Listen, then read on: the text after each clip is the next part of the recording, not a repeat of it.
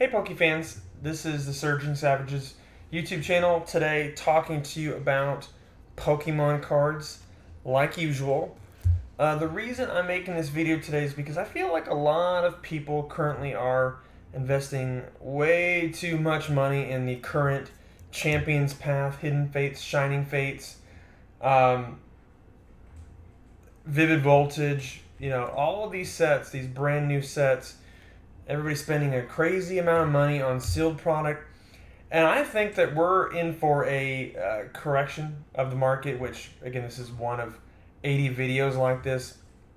But mine's different because I'm showing off Gym Heroes and Gym Challenge Pokemon cards.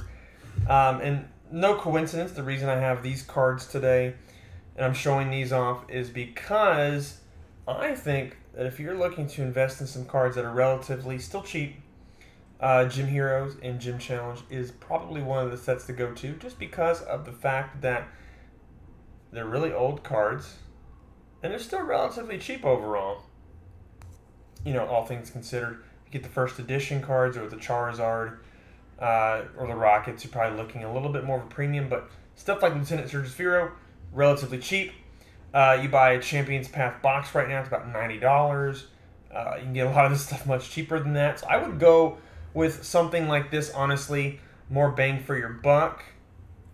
This Sabrina's Gengar is a little bit damaged, but stuff like this is really what you should be looking at getting. I think the market right now is ripe for the picking for things like this. Still relatively affordable, I think, and to which in the future I don't think it will be. Again, this isn't financial advice. I don't know anything. These are Pokemon cards. But what I will say is spending above retail value for things that are still in the store today, not a good move at all. If you look at these types of cards, they haven't been in a store in decades. And anything that you look at now, like these cards, Japanese or English, this is a Japanese Koga's Ditto, obviously. But anything like that, you're looking at still relatively cheap for, Gym Heroes, raw cards. Packs, you're going to pay a premium for it, which is obviously there's a reason for that. Can't find them anymore, and people aren't opening packs anymore unless they're a YouTuber with a lot of money. So these are all viable options right here to invest in, I think. Still relatively affordable. Had these in my personal collection for quite a long time. And I don't think there's any downside, because even if you buy them and you figure out that, 10 years in the future they're not worth anything, well, then you have cool cards in your collection. So that's where it's awesome. Some people are buying up a lot of things that aren't that great, as far as value wise, maybe right now, but the long term you might see them being a lot cheaper. A lot of the newer cards people are spending $50-$60 for trainers. Female trainer cards are kind of the thing right now. And some male trainer cards, but I wouldn't necessarily pay a premium for that. I wouldn't pay a premium for elite trainer boxes, booster box. I feel like there's going to be a correction in the market at some point, and you're going to be able to find those things and buy them at retail value. I think that Pokemon cards, they're not meant to, how do I say this? It's not like Supreme. It's not like anything where, you're meant to not be able to get the boxes. With some of these sets, with 300 cards in a set, they want you to buy a lot of packs. They really do. But what's happening is people are, who did Supreme, do all these other things, and they're resellers. You're finding out that they're holding on to these things, not opening packs at all.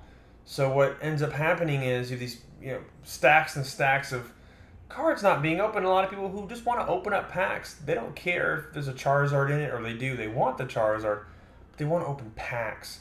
They want to do that on a consistent basis, and people aren't able to do that right now. So I think the Pokemon company, they've already mentioned, obviously 80,000 YouTube videos before this talked about, they're gonna make more stock. And so with that, obviously the cards I'm showing you right now, they're not making any more stock in these.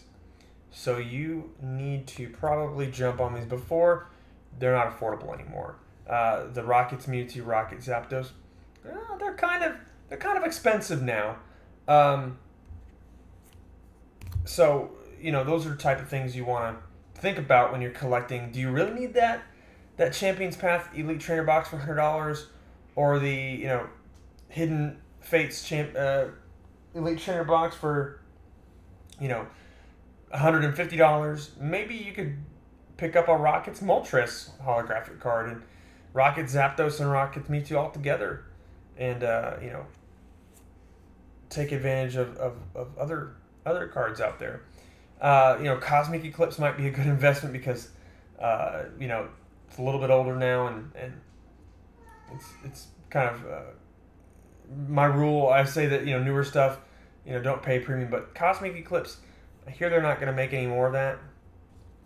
They're not reprinting any lately, at least, so that might be something to jump on if you can get them at retail value. I wouldn't pay over market though. You really shouldn't. It's not worth your time to do that, especially when you can be buying things like the Gym Heroes and Gym Challenge cards.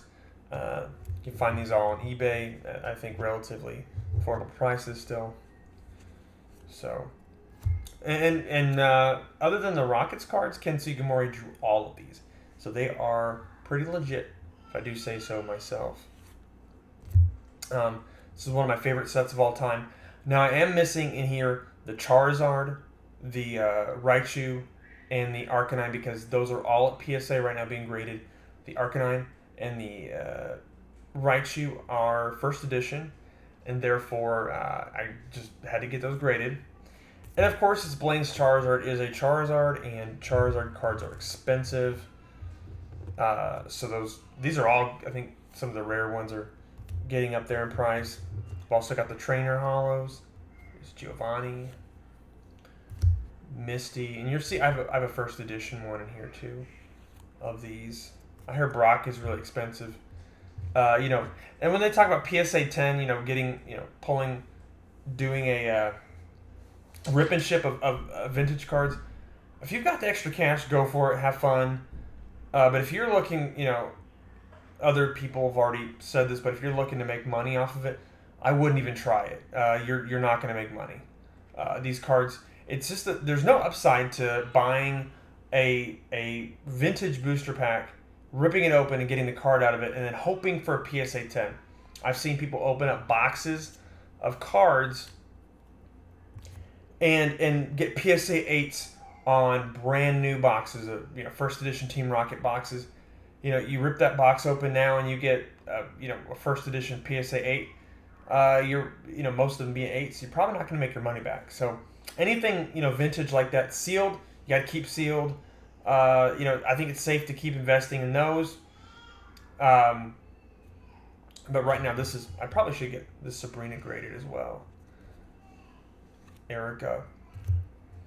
So, at some point I plan to have all of these graded, but right now I've got some more expensive cards sitting at PSA, so I wanted to start with the expensive cards and move on down, which PSA just went up in pricing too, so I'm glad I sent them in when I did.